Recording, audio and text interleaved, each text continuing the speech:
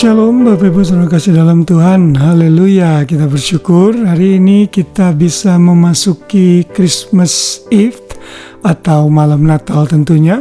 Kalau saudara percaya Yesus dilahirkan tanggal 25 Desember tentunya, yang kemungkinan tanggal ini mungkin kurang tepat.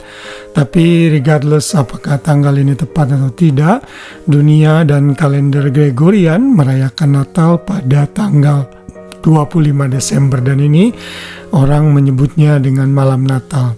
Dan saya bersyukur saya bisa menemani saudara dalam renungan malam setiap harinya di bulan Desember ini untuk membawa kita kepada pengertian mengenai makna Natal yang sesungguhnya, bahwa Yesuslah alasan mengapa kita merayakan Natal. Saya berharap dan berdoa semua renungan malam yang sudah saya bagikan sejauh ini bisa memberkati dan juga memberikan pengertian kepada kita semua mengenai makna Natal yang sesungguhnya, mengenai mengapa Yesus harus lahir sebagai manusia. Dan hari ini sebelum saudara tidur, kembali saya menemani dengan renungan malam dengan judul Natal dan Kasih Karunia Bapa. Natal adalah bukti bahwa Tuhan mengasihi manusia yang sudah jatuh dalam dosa, dan di dalam kasih-Nya itu Tuhan sudah menyatakan diri dalam rupa manusia dan menyelamatkan kita semua orang-orang yang berdosa. Kita akan membaca dari ayat hafalan yang tentunya semua orang Kristen biasanya bisa hafal. Yohanes 3 ayat 16, sepertinya Roh Kudus memberikan kemampuan khusus kepada setiap orang Kristen untuk bisa menghafal ayat ini sekalipun cukup panjang, karena di dalam ayat ini terkandung kasih dan kuasa Bapa yang sudah memberikan anaknya bagi kita. Ayat ini berkata, karena begitu besar kasih Allah akan dunia ini, sehingga Ia telah mengaruniakan anaknya yang tunggal, supaya setiap orang yang percaya kepadanya tidak binasa, melainkan beroleh hidup yang kekal. For God so loved the world that He gave His begotten Son. Ini adalah ayat yang sangat penting untuk kita mengerti, karena disinilah jantung utama kekristenan. Kekristenan menyatakan bahwa Tuhanlah yang mencari dan menyelamatkan yang hilang, bukan sebaliknya.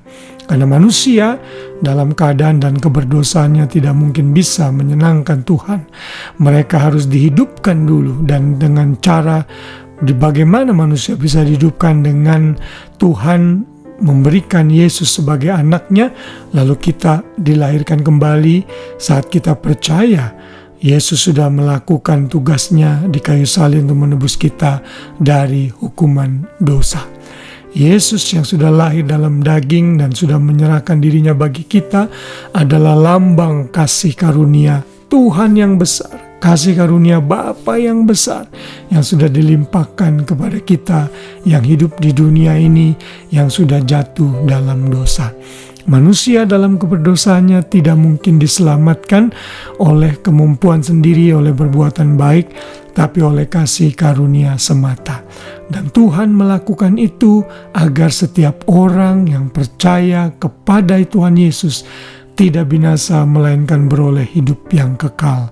Ini adalah berita Natal yang sesungguhnya, yang setiap orang Kristen harus mengerti, yang setiap orang Kristen harus beritakan di dalam setiap perayaan Natal, bahwa Yesus sudah lahir, menyerahkan dirinya sebagai anak tunggal Bapa, dikorbankan sehingga kita bisa bersatu kembali dengan Bapa di surga.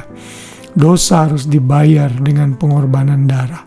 Dan Tuhan sebagai Allah tidak bisa mati. Hanya manusia yang bisa mati, namun manusia bukan sembarang manusia. Manusia yang harus mati untuk menebus dosa manusia adalah manusia yang tidak berdosa.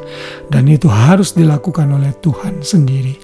Karena itu setiap saudara dan saya merayakan Natal, mari ingat kebaikan Tuhan, mari ingat kasih karunia Tuhan yang sudah rela mengosongkan dirinya dan mengambil rupa seorang hamba, seorang manusia.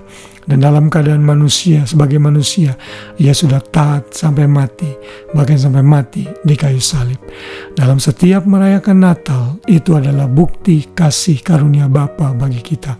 Ia sendiri datang dalam rupa manusia, Bapa bisa mengutus manusia lain, tapi Dia sendiri yang datang.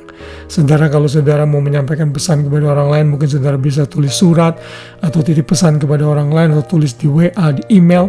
Tapi sangat berbeda kalau saudara sendiri yang datang menghampiri orang itu. Ada satu kesan tersendiri, dan itulah kesan yang dilakukan oleh Bapa. Dan Dia melakukan itu karena Dia mengasihi saudara dan saya. Terima Dia sebagai Yesus. Kalau saudara sudah menerima, bersyukurlah. Karena dalam setiap perayaan Natal, kita kembali diingatkan akan kasih Bapa yang besar, yang sudah mengaruniakan Kristus bagi kita. Terpujilah nama Tuhan. Biar malam kita tidur dengan nyenyak, dan besok pagi kita bangun dengan kekuatan yang baru dari Tuhan. Selamat malam dan selamat beristirahat. Shalom.